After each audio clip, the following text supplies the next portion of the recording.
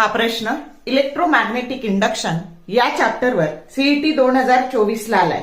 A rod of length small L is rotated with angular velocity omega about its one end perpendicular to a magnetic field of induction capital B.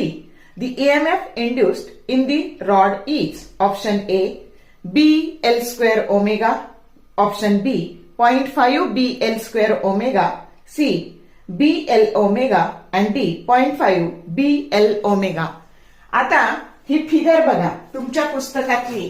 He G डेरिव्हेशनची G figure आहे ती बघा आणि तुमच्या असं लक्षात येईल की हा जो ईएमएफ आहे त्या इंड्युस्ड ईएमएफचा जो फॉर्म्युला आहे तो काय आहे तर that is equal to 1/2 B L square omega. आता एल ही रॉडची लेंथ आहे, त्याच्यानंतर हा रोटेशनल ईएमएफ आहे, अँग्युलर व्हेलॉसिटी ओमेगा आहे आणि बी ही मॅग्नेटिक फील्ड आहे.